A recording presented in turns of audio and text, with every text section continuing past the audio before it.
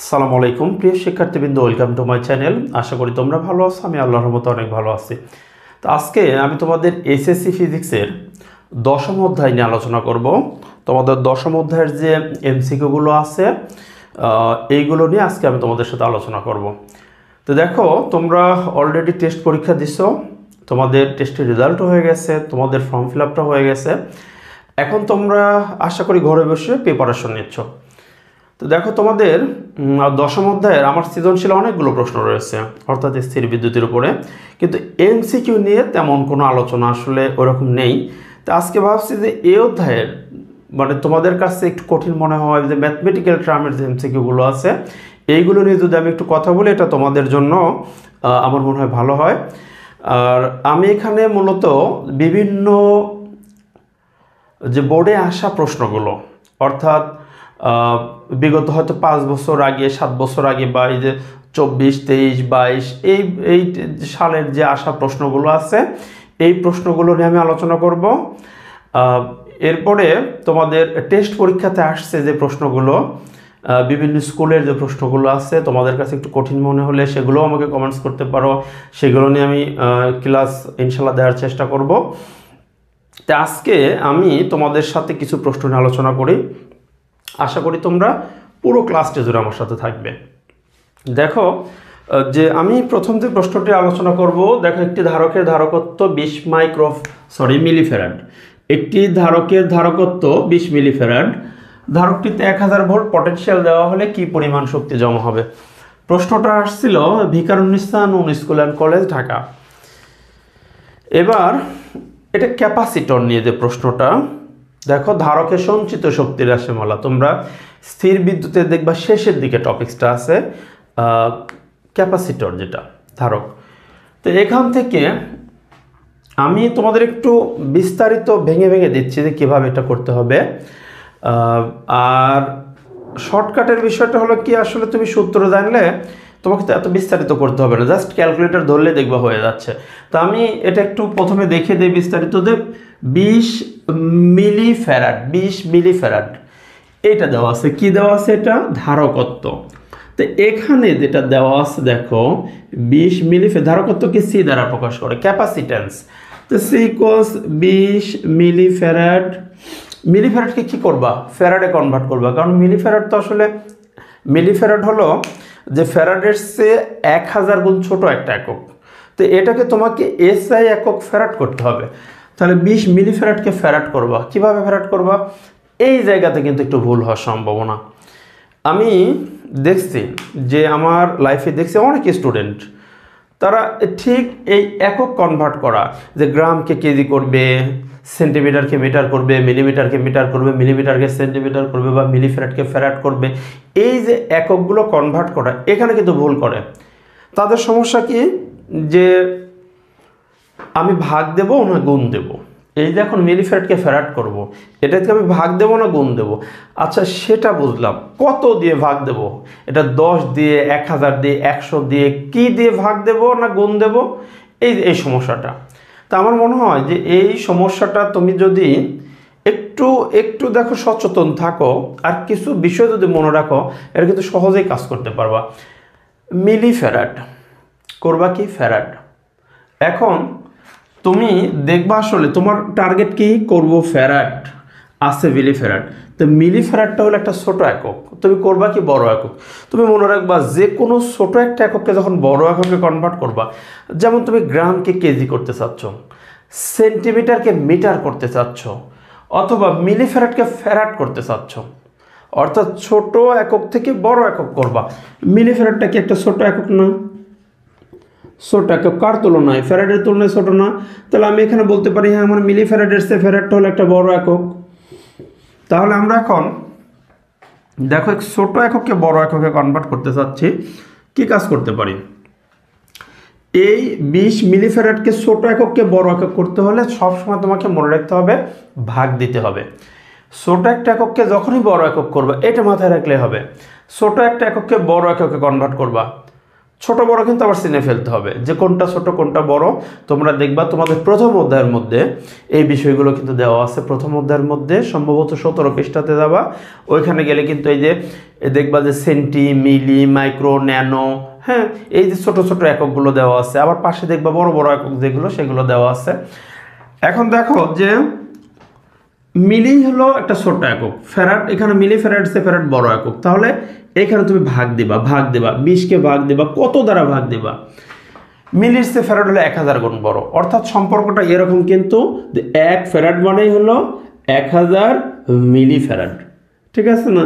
1 Faraday 1000 মিলি farad, তারপরে কি মিলি ফ্যারাডের সে farad 1000 গুণ বড় একক, তাহলে এটার সে 1000 গুণ বড় একক, তার মানে তোমাকে 1000 দিয়ে ভাগ দিতে হবে। তাহলে এটা কত হয়? 2 × 10⁻² এত ফ্যারাড। এই দেখো তাহলে সি এর ভ্যালু আমরা পেলাম এত ফ্যারাড।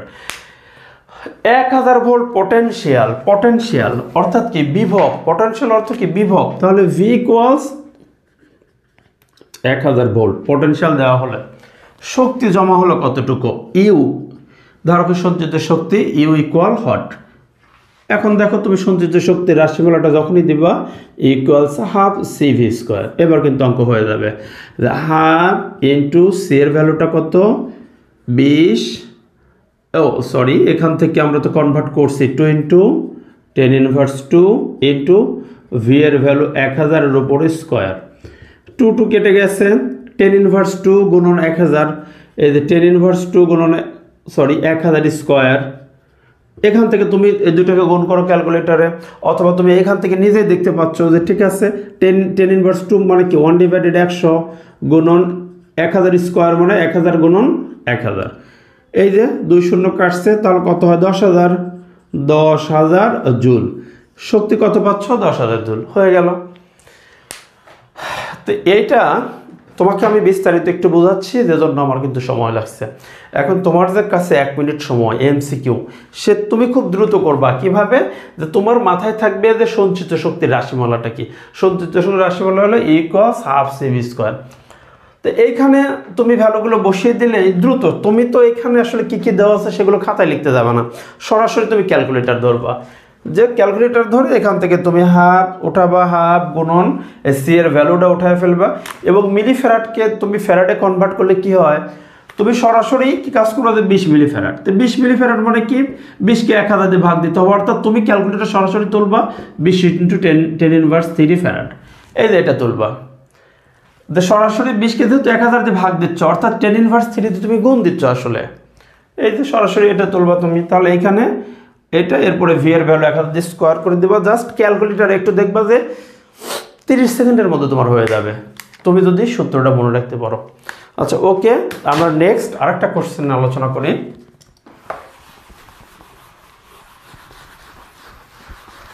আচ্ছা এর মধ্যে আমি তোমাদেরকে বলছি যে তোমাদের যদি স্পেশালি কোনো সমস্যা থাকে এই অধ্যায়ের যে কোনো MCQ নিয়ে আমাকে জানাবা, কমেন্টসে লিখবা, আমি ইনশাল্লাহ সেটার সলিউশন দিব। শুধু বোর্ড উল্লেখ করবা যে এই বোর্ড এই সমস্যা, বা প্রশ্ন তুমি একটু উল্লেখ করতে পারো। আচ্ছা দেখো যে এরপরে একটা প্রশ্ন দেখব, এটা হলো ইলেকট্রিক ইন্টেন্সিটি, তড়িৎ প্রাবল্যের একটা প্রশ্ন তোমাদের কাছে যদি থাকে। দেখো প্রশ্নটা হলো রাজশাহী বোর্ড 2024 সালে আসছিলাম, এখন যেটা দেখাবো রাজশাহী বোর্ড 2024, এরপরে এই বছর 25 সালের যে টেস্ট পরীক্ষাতে, মানে তোমরা 25 সালে যারা পরীক্ষার্থী তাদের জন্য যে টেস্ট পরীক্ষাটা হয়ে গেল 24 সালে, যেটা যে ideal school and college Motijheel Dhaka, এখানে আসছিল প্রশ্নটা। এছাড়াও আদমদী ক্যান্টনমেন্ট পাবলিক স্কুলেও আসছিল। 50 কুলম চার্জ হতে 20 সেন্টিমিটার দূরের বিন্দুতে প্রাবল্য। প্রশ্ন হলো 50 কুলম চার্জ হতে 20 সেন্টিমিটার দূরের বিন্দুতে প্রাবল্য। 20 সেন্টিমিটার দূরের কোনো বিন্দুতে প্রাবল্য কত? এবার তোমরা মনে মনে একটু প্রাবল্যের সূত্রটা চিন্তা করো। যে দেখো চার্জ দেওয়া আছে, দূরত্ব দেওয়া আছে, চার্জ আর দূরত্ব থাকলে প্রাবল্যের যে সূত্রটা হয়, তোমার মাথায় আছে প্রাবল্যের সূত্র দুইটা, তোমার মাথার মধ্যে আছে, আমি ধরে নিচ্ছি। একটা আছে ইকুয়ালস F/Q, এই একটা সূত্র তোমার মাথার মধ্যে প্রাবল্য নিয়ে আসছে, যেটা আমরা প্রাবল্যের ডেফিনেশন থেকে পাই। যে তড়িৎ এরকম যে কোনো চার্জিত বস্তুর যে আমরা জানি কি যে চারিদিকে যে অঞ্চল জুড়ে যে কোনো চারিত বস্তু চারিদিকে যে অঞ্চলটা থাকে তাকে আমরা কি বলি, যে তড়িৎ ক্ষেত্র বলি, ইলেকট্রিক ফিল্ড। আর প্রাবল্যটা আমরা কাকে বলি, যে প্রাবল্য হলো, আমরা এটা প্রাবল্য বলি কাকে, যে তড়িৎ ক্ষেত্রের মধ্যে একটি একক ধনাত্মক আধানকে স্থাপন করলে এটি যে বল অনুভব করে, যে বল অনুভব করে। ঠিক দেখো, আমরা যদি বলি এই ডেফিনেশন থেকে কিন্তু এটা পাওয়া যায়। আচ্ছা, তুমি আরেকটা সূত্র প্রাবল্যের জন্য equals K into Q divided D square, এই একটা থিওরি জানো, তো তোমার মাথায় এই দুইটা সূত্রই তো আসবে, প্রাবল্য বললে এই দুইটা সূত্র আসবে। এখন তুমি যে অঙ্কেই দেখবে যে দূরত্ব দেওয়া আছে, যে দূরত্ব দেওয়া আছে, তো দূরত্ব থাকলে তো তুমি অবশ্যই কি এই দ্বিতীয় সূত্রটার কাছে আসবা, কারণ এখানে কি দূরত্ব দেওয়া আছে, ডি দেওয়া আছে। তাহলে তুমি যখনই দেখবা যে প্রাবল্যের সূত্রে বল দেওয়া আছে, তখন তুমি উপরের এই সূত্রে যাবা, আর প্রাবল্য চাচ্ছে ডি দেওয়া আছে, তখন তুমি নিচের সূত্রে যাবা। হ্যাঁ, আমাদের আজকে যে দূরত্ব দেওয়া আছে, আমি নিচের সূত্রে আসবো। জাস্ট দেখো সব কিছু দেওয়া, তুমি রেডি বসায় দাও, হয়ে যাবে অঙ্ক। সব কিছু ঠিকঠাক বসিয়ে দাও। কেমন, এদের কে এর ভ্যালু আমি তোমাদের একটু দেখিয়ে দেই। কে হলো কি, কে হলো কুলম্বের ধ্রুবক। কুলম্বের ধ্রুবকের মান কত, 9 × 10⁹ newton metre square per coulomb square. তা আমি এদের কে এর ভ্যালুটা বসিয়ে দিলাম। আচ্ছা, কিউ কত দেওয়া আছে, 50 কুলম্ব, 50 কুলম্ব দিয়ে দিলাম। ডি স্কোয়ার, ডি কত, এই যে 20 সেন্টিমিটার। তোমাদের একটু আগে কিন্তু বলছি যে তুমি যখন সেন্টিমিটারকে মিটার করবা, ছোট এককে বড় একক করবা, কি করতে হবে, ভাগ দিতে হবে। ভাগ দিতে হবে কত দ্বারা, সেন্টিমিটারকে মিটার করতে 100 দ্বারা ভাগ দিতে হবে। তাহলে দেখো এই যে 20 সেন্টিমিটার, তাহলে আমি এটাকে লিখতে পারি না, 20 সেন্টিমিটার কত, 20 ইন্টু 100 দিয়ে যেহেতু ভাগ, সুতরাং 10⁻²। তার চেয়ে তুমি আরও সহজ হবে, তোমার হয়তো কাছে এটা কঠিন লাগলে 20কে তুমি 100 দিয়ে ভাগ দিতে পারো। আগে দেখে নেবা কত আসে। 20কে তুমি 100 দিয়ে ভাগ দিছো, 0.2 আসছে। তাহলে এইখানে কি 0.2 স্কোয়ার। এটাকে একটু ক্যালকুলেশন করো, কত আসে, 9 × 10⁹ ইন্টু 50 ডিভাইডেড 0.2 এর উপর একটা স্কোয়ার। ওকে, 1.125 ইন্টু 10⁻13 বের করতেছ কি, প্রাবল্য। এবার প্রাবল্যের এককটা দিয়ে দাও। প্রাবল্যের একক কে, যে এখান থেকে দেখো তুমি প্রাবল্যের একক সুন্দর করে বের করতে পারো। বলের একক নিউটন, আধানের একক কুলম্ব, নিউটন পার কুলম্ব। ওকে, তাহলে এখানে প্রাবল্যের একক বসিয়ে দাও, নিউটন পার কুলম্ব, হয়ে গেল। তা আশা করি এটা বুঝতে পারছো। আচ্ছা, এরপরে আমরা আরেকটা অঙ্কে যাচ্ছি। এটা আসছিল যশোর বোর্ড 2020। এটা হলো ইলেকট্রিক পটেনশিয়াল বা তড়িৎ বিভব নিয়ে প্রশ্ন। 10 কুলম্ব চার্জ থেকে 100 মিটার দূরে বিভব কত। প্রশ্নটা কি দেখো, 10 কুলম্ব চার্জ থেকে 100 মিটার দূরে 100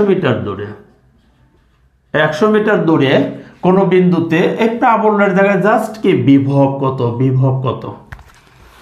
আচ্ছা, তোমরা অলরেডি প্রাবল্যের যে সূত্র সেটা দেখছো, equals K into Q divided D square. আচ্ছা দেখো, তোমার মাথায় যদি এই যে বিভবের সূত্রটাও থাকে, বিভবের সূত্র কি, ভি ইকুয়ালস, বিভবকে আমরা ভি দ্বারা প্রকাশ করি, সেম এরকমই দেখো K into Q divided D. Just তুমি মনে রাখবা বিভবের বেলায় শুধু এখানে ডি আছে, প্রাবল্যের ক্ষেত্রে ডি স্কোয়ার আছে, এইটুকু শুধু ডিফারেন্স। এখন তুমি ভ্যালুগুলো বসিয়ে দাও। কে এর ভ্যালু কত, 9 × 10⁹ ইন্টু কিউ কত দেওয়া আছে, 10 কুলম্ব, ঠিক আছে। ওকে, আর দূরত্ব কত, 100, তাহলে দূরত্ব 100। এটুকু জাস্ট ক্যালকুলেশন করে দেওয়া হয়ে যাবে। তাহলে আমরা দেখি কত আসে এটা, যে 9 × 10⁹। আচ্ছা, 10 গুণ দেব, আর একে আমরা কত দিয়ে ভাগ দেব, 100 দিয়ে ভাগ দেব। রেজাল্ট আসবে 9 × 10⁸, যেটা অর্থাৎ তোমাদের ক্যালকুলেটর হয়তো সরাসরি এরকম আসছে বা আসতে পারে। তোমরা দেখবা যে এখানে 900 × 10⁶। তো এটাকে কি আমরা লিখতে পারি না, 9 × 10⁸, ঠিক আছে। আমরা যখন দেখলাম যে দেখো 2 ঘর 2 মানে দশমিককে আমরা 2 ঘর বামে নিয়ে আসবো, তখন কি পাওয়ারে আরো 2 যোগ হবে, তাহলে 9 × 10⁸। বের করতেছো কি বিভবের একক কি, ভোল্ট। ওকে, তা আজকে এখানে সমাপ্ত করছি। তোমাদের যদি কোনো প্রশ্ন থাকে, আমি বারবার বলছি এই কথাটা, তোমাদের যদি স্পেশালি কোনো প্রশ্ন থাকে অধ্যায় থেকে যেটা তোমাদের কাছে একটু ডিফিকাল্ট মনে হচ্ছে, এই এমসিকিউটা পারি না বা এটা একটু ভেঙে ভেঙে দেখা দিলে তোমাদের সুবিধা হতো, আমাকে কমেন্টসে জানাও, আমি তোমাদেরকে সেটা ইনশাল্লাহ সুন্দর করে বুঝিয়ে দেওয়ার চেষ্টা করব। ওকে, আল্লাহ হাফেজ, আসসালামু আলাইকুম রহমতুল্লাহ।